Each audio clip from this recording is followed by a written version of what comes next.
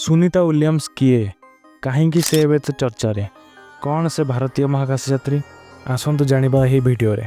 नमस्कार सांग मैंने भल था आपण मैंने मु आकाश स्वागत जनाऊँगी ओडिया आकाश को। ओडिया आकाश रे ओडिया पाई सीट बेल्ट बांधि दिंतु। तो चलतु भिडियोटी को आरंभ करवा। सुनीता ना शुणिकी लगुच ना से जड़े भारतीय महिला किंतु से जड़े अमेरिकीय महिला। कहवाक गले से अधा भारतीय और अधा अमेरिकीय कारण तांको बापा दीपक पांड्या भारतीय और माँ अमेरिकीय। सुनीता ओहायोर यूक्लिड्रे जन्मग्रहण करथिले। से तांको भाई भौणी मध्यरु सबुठारु सान। एबे से एते चर्चार पात्र हेबा कारण ए होछि कि एबे से महाकाश यात्रा सारी पृथ्वी को फेरिले। से महाकाश को जीवा कारण एया कि बोइंग कंपनी महाकाश यान स्टारलाइनर क्रू फ्लाइट टेस्ट पई स्पेस मिशन से ही महाकाश यान टेस्ट पायलट हिसाब रे थिले। सुनीता विलियम्स 2024 जून 5 रे पृथ्वी छाड़ले।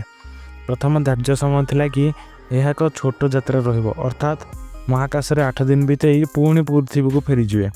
किंतु तांको महाकाश यान स्टारलाइनर रे किछि त्रुटि थिबा इंजीनियर माने ठाब कले। यही त्रुटि थिला जानर प्रपल्सन सिस्टम रे हीलियम लीक एवं थ्रस्टर रे यांत्रिक त्रुटि। यही सब समस्या सेमानक पृथ्वी फेरिया पई आशंका सृष्टि कला।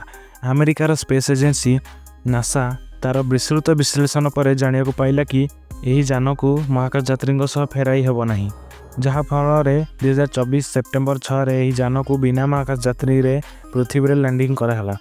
एमिति दिन गड़ी चलला।